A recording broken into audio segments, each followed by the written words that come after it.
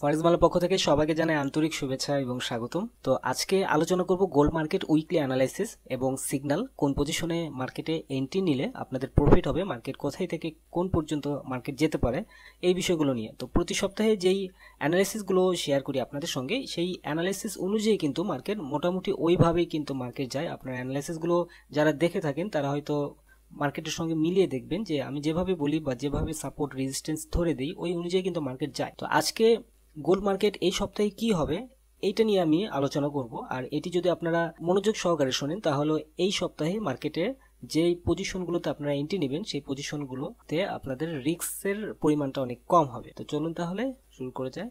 আর আপনি যদি নতুন হয়ে থাকেন তাহলে অবশ্যই ফরেক্স বাংলা চ্যানেলটি সাবস্ক্রাইব করবেন, কারণ নিয়মিত অনেক ভালো ভালো ভিডিওগুলো আমি আপনাদের সাথে শেয়ার করি।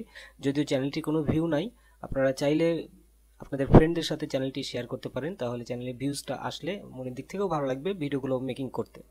আচ্ছা, তো চলুন। তো এখানে দেখুন, আমি কয়েকটা পয়েন্ট আমি ধরে রেখেছি। সেটি হচ্ছে এই সপ্তাহে মার্কেট কিন্তু অলরেডি মার্কেট ডাউনে আছে। ভিডিওটি একটু হয়তো লম্বা হবে, তারপরে একটু মনোযোগ সহকারে শুনবেন। তো মার্কেট কিন্তু গত সপ্তাহে আমি বলেছিলাম মার্কেট ডাউন হবে, এবং সেটি কিভাবে মার্কেট ডাউন হবে সেটিও কিন্তু আমি দেখিয়েছি যে মার্কেট এখান থেকে দেখুন অলরেডি আপ ট্রেন্ডটি মার্কেট দুর্বল হয়েছে, আপ ট্রেন্ডটি দুর্বল হয়েছে এবং ডাউনের যে প্রেশারটি সেই প্রেশারটি কিন্তু বেড়েছে। এবং এইভাবে কিন্তু আমি আগের ভিডিওগুলোতে দেখবেন আমি এইভাবে কিন্তু লাইনটা টেনেছিলাম, সেই অনুযায়ী কিন্তু মার্কেট পড়ে গিয়েছে। দেখুন এইভাবে কিন্তু লাইনটা টেনেছিলাম, তো সেইভাবে কিন্তু মার্কেটটি পড়ে গিয়েছে এবং ওই পজিশনটাতে মার্কেট কিন্তু আপে যেতে পারেনি। এটা একটু হোয়াইট কালার করে দিই তাহলে আপনাদের বুঝতে একটু সুবিধা হবে। ডাউন হয়েছে। তো এখন দেখুন টেকনিক্যাল অ্যানালাইসিসগুলো যদি আপনি নিজে থেকে করতে পারেন তাহলে আপনার কোনো প্রকার ইন্ডিকেটরের কোনো প্রয়োজনই হবে না। তারপর ইন্ডিকেটর একটু প্রয়োজন হয়, ইন্ডিকেটরগুলো ভালো ভালো যেই ট্রেডারগুলো আছে তারাই ইন্ডিকেটরগুলো মেকিং করে মার্কেটে ছাড়ে। তো যাই হোক, দেখুন এখানে এইভাবে কিন্তু আমি লাইনটি টেনেছিলাম আগের, এবং ওইভাবেই মার্কেট কিন্তু আপে গিয়েছে, আপে গিয়ে এবং মার্কেট এই পজিশনে একটা জোন তৈরি করেছে, সাইডের একটা জোন তৈরি করেছে, সেভাবে কিন্তু মার্কেট আসছে। তো এই সপ্তাহে কিন্তু সেম পজিশনটাই কিন্তু এই সপ্তাহে হবে। দেখুন এখানে আমি এটা ক্লোজ করে দিই তাহলে ভালোভাবে বুঝতে পারবেন। তো আমাদের এই সপ্তাহে কি হবে, মার্কেট কয়েকটা লেভেল দেখুন। যেমন ধরুন এই যে এই পজিশনটাতে মার্কেট, এটা কিন্তু একটা লেভেল ছিল, সাপোর্ট ছিল, সেই সাপোর্টটা ভেঙে মার্কেট নিচে চলে আসছে। এবং মার্কেট যে এই পর্যন্ত যে মার্কেট আসছে, এখান থেকে মার্কেট আপে গিয়েছে, আসছে, আপে গিয়েছে, আসছে, কিন্তু অ্যাভারেজে আপনি একটা জিনিস খেয়াল করে দেখুন, অ্যাভারেজে মার্কেট কিন্তু ডাউনের যে প্রেশারটা, এই প্রেশারটা কিন্তু অনেক বেশি আছে। যেমন ধরুন এখানে একটা বড় করে নিই, অবশ্যই ভিডিওটি যারা দেখছেন তারা কম্পিউটারে দেখবেন তাহলে ক্লিয়ার বুঝতে পারবেন। এই যে উপরে দেখুন একটা রেজিস্ট্যান্স ছিল, সেই রেজিস্ট্যান্স কিন্তু পার করেনি মার্কেট, ওইখান থেকে কিন্তু মার্কেট পড়ে গিয়েছে। এবং এখানে আরেকটা রেজিস্ট্যান্স বরাবর ছিল, সেই রেজিস্ট্যান্সগুলোতে বাড়ি খেয়ে খেয়ে মার্কেট কিন্তু ডাউনের দিকে চলে আসছে। এভাবে কিন্তু ডাইরেক্ট মার্কেট ডাউনের দিকে চলে আসছে এবং এখান থেকে আবারও মার্কেট আপে যাওয়ার চেষ্টা করেছে, বাট আপে যেতে পারেনি, আবারও মার্কেট ডাউনে চলে আসছে। আর এখানে আরেকটা বিষয়, এই যে গত যেই ডেটা ছিল সেই ডেতে এখানে নিউজ ছিল, এই নিউজের কারণে মার্কেট এখান থেকে আপে গিয়েছে, কিন্তু নিউজটা এত হাই ইম্প্যাক্ট নিউজ ছিল তারপরেও কিন্তু মার্কেট এখান থেকে বেশি উপরে কিন্তু উঠতে পারেনি। এখানে একটা রেজিস্ট্যান্স মেনটেন করেছে মার্কেট। দেখুন এখানে আমি একটা মুভিং অ্যাভারেজ আমি সেট করি তাহলে আপনারা বুঝতে পারবেন। এখানে আমি 200 মুভিং অ্যাভারেজটা আমি বসালাম। আমি যদিও এটা সবাইকে রিকমেন্ড করি 200 মুভিং অ্যাভারেজটি। দেখুন একদম ক্লিয়ার, দেখুন কিভাবে চলে আসছে এই পজিশনটার থেকে, একদম এই যে এই পজিশনটাতে থেকে। তো এখানে যদি এই মুভিং অ্যাভারেজ ক্রস করে যদি এখানে যদি থাকতো তাহলে কিন্তু মার্কেট আবারও উপরে চলে যেত। উপরে গেলে যে উপরে যে রেজিস্ট্যান্সটা আছে এই রেজিস্ট্যান্সটা থেকে মার্কেট কিন্তু আবারও ডাউনে চলে আসতো। তো এখন একটা জিনিস খেয়াল করে দেখুন যে এই মুভিং অ্যাভারেজটা কিন্তু ক্রসিং করতে পারেনি, মার্কেট ডাউনের দিকে চলে আসছে। এবং যেহেতু মার্কেটটি ডাউনে চলে আসছে, এই যে নিচের যে সাপোর্ট লেভেল যেগুলো আছে এই সাপোর্ট লেভেলগুলো কিন্তু ভেঙে ফেলছে। এই যে এখানে দেখুন এটা কিন্তু ভেঙে ফেলছে, এই সাপোর্টটা ভেঙেছে কোনটা, এই যে আগের যেই পূর্বের যেই ইয়েটা মার্কেটটা আছে দেখুন এই যে এখানে, তাহলে বুঝতে পারবেন। এটা কালারটা একটু চেঞ্জ করে দিই, আমি একটু ভিডিওটা একটু তাড়াহুড়া করি, আমার কেন যেন মনে হয় যে আপনারা ভিডিও দেখতে বোরিং ফিল করেন, সেই জন্য একটু তাড়াহুড়া করে করে ভিডিও বানাই। অনেকে বেশি লম্বা ভিডিও পছন্দ করেন না, যার কারণে শর্টকাটে ভিডিও বানানোর চেষ্টা করি। তো যাই হোক, একটু লম্বা করে ভিডিও বানাইলে অনেক কিছু বলা যায়, অনেক কিছু শেখানো যায়।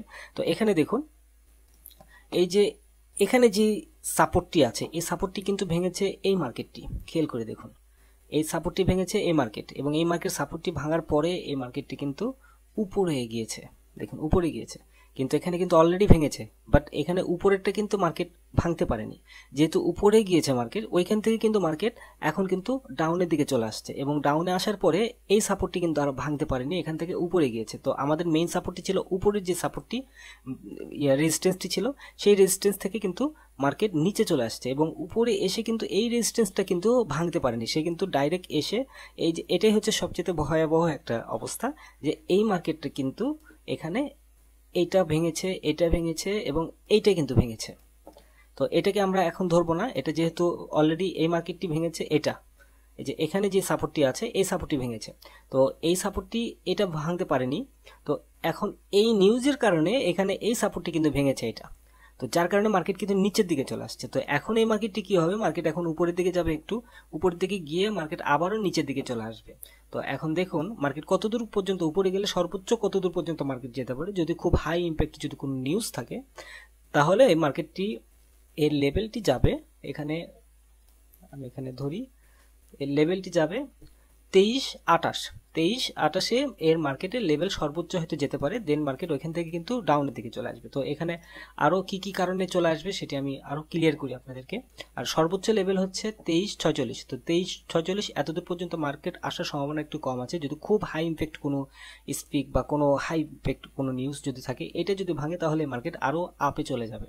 তো বর্তমানে মার্কেট যে পজিশনটাতে আছে, এই পজিশন থেকে একটু মার্কেট ওপেন হলে মার্কেট একটু আপে যাবে, দেন মার্কেট ডাউনের দিকে চলে আসবে। যেমন ধরুন এখান থেকে যদি লাইন টানা হয়, তাহলে কিন্তু আরও ক্লিয়ারভাবে বোঝা যায় যে মার্কেট কোন জায়গা থেকে কোথায় চলে যাচ্ছে।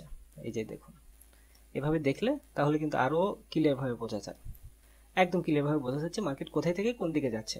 তো আরও ক্লিয়ারভাবে বোঝার জন্য দেখুন এখানে আমি এটাকে যদি ডে ক্যান্ডেলে যদি ধরি, তাহলে আমি আরও ক্লিয়ার বোঝাতে পারবো। তো এখানে আরেকটা পজিশন দেখুন, এই যে এই পজিশনটাতে এই ফিবোনাচি আমি যে টেনেছি, ফিবোনাচিটা দেখুন অলরেডি কিন্তু মার্কেট যে পজিশনটাতে আছে সেই পজিশন থেকে বারবার বাড়ি খেয়ে কিন্তু এই যে 23.6 যেটা আছে এইখান থেকে কিন্তু মার্কেট বাড়ি খেয়ে নিচের দিকে চলে আসছে। এখানে এই জায়গাটা কিন্তু ফল করেছে মার্কেট ফিবোনাচি অনুযায়ী। তো ফিবোনাচি অনুযায়ী যে মার্কেট ফল করেছে, এটা আমরা ফিবোনাচি খুব একটা বেশি দেখবো না আমরা, তারপরেও একটু খেয়াল করলে বোঝা যায় যে মার্কেট এখানে যেহেতু ফল করেছে, মার্কেট আপে যেতে পারছে না, মার্কেট এখন ডাউনের দিকে যাবে। তো ফিবোনাচিটা আমি এখানে রিমুভ করলাম, ফিবোনাচি বাদ। এখন এই যে ডে অনুযায়ী আমি একটি জিনিস দেখাই আপনাদেরকে, তাহলে ক্লিয়ার বুঝতে পারবেন। এখানে ডে ধরলাম, ডে হিসাবে দেখুন এখন এই পজিশনটাতে আমাদের আগের যে অবস্থানটা ছিল সেটা ছিল এইভাবেই ছিল। দেখুন এখানে দিলাম এই পজিশনটাতে, এখন দেখুন এই মার্কেটটি কোথায় আছে, কোন পজিশনটাতে আছে। আমি কিন্তু আপনাদেরকে বলেছিলাম যে গোল্ড মার্কেট অলরেডি আপ ট্রেন্ডটি দুর্বল হয়েছে, আগের যে পূর্বের যে ভিডিওগুলো আছে সেগুলো আপনারা দেখবেন, দেখলে তাহলে বুঝতে পারবেন। দেখুন এখান থেকে এই লেভেলটা কিন্তু পার করেনি, দেখুন এই যে 1 দিন 2 দিন 3 দিন, এই একটা 4 দিন, তো এই 4 দিনের মধ্যে মার্কেট কিন্তু এই লেভেলটা পার করে নাই, মার্কেট কিন্তু ডাউনের দিকেই চলে আসছে। তো এখন দেখুন এখানে মার্কেট যে ডাউনের দিকে আসছে এবং এই পাশে আরেকটি লেভেল আছে, সেই লেভেলটাও কিন্তু মার্কেট পার করেনি।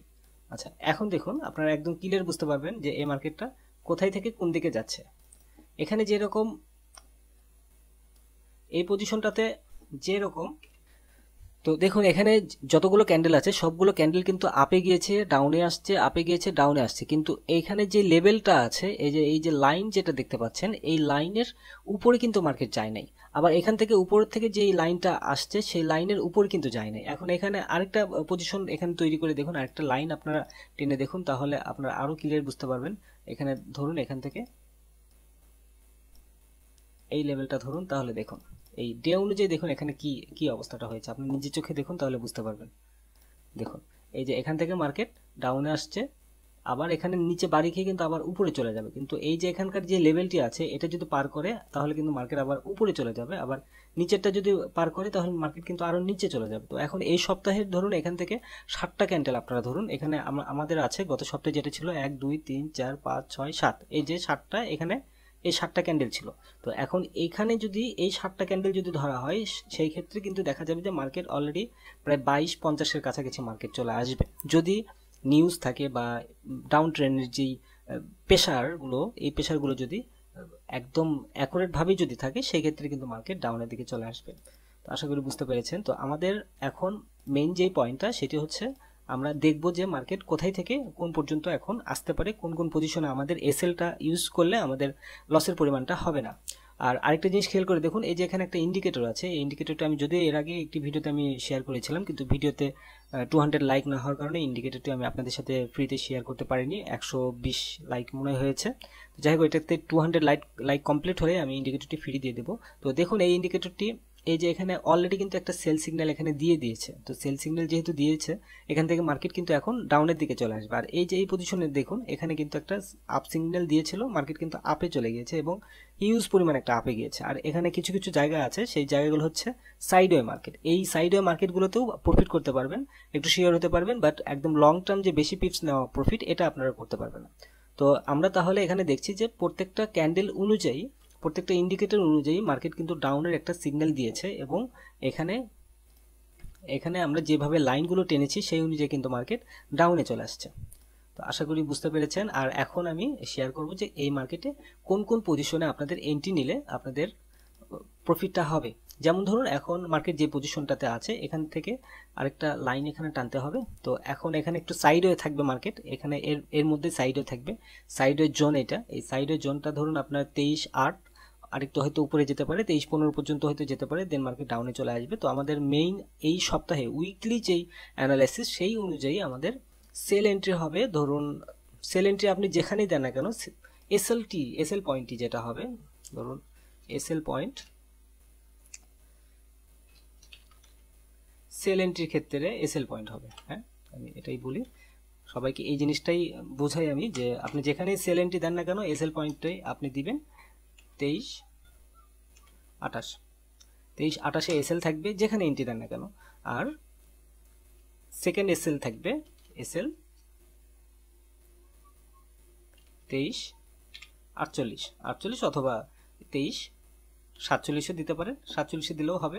তো এখানে একটা মজার একটা বিষয় আছে, যেহেতু আমি এখানে 23.28 আমি এখানে এসএলটি ধরিয়ে দিয়েছি, তাহলে আপনারা যদি ট্রেড করেন এই পজিশনে, বর্তমানে যে পজিশনটাতে আছে এই পজিশনে কখনো এন্ট্রি দেবেন না। যদি মার্কেট উপরের দিকে যায়, এক কথায় ধরুন 20-এর ঘরের উপরে মার্কেট গিয়েছে, বা 18, 19, 20 এরকম গিয়েছে, তখন আপনার সেল এন্ট্রিগুলো আপনারা নিতে পারেন। তাহলে আপনাদের এসএলটা অনেক কম হবে, এসএল এর পরিমাণটা কম হবে। আর যদি আপনারা এই পজিশনটাতেই যদি সেল এন্ট্রি দেন, তাহলে মার্কেট যদি উপরের দিকে চলে যায়, তাহলে কিন্তু আবার এসএল এর পরিমাণটা অনেক বেশি হবে।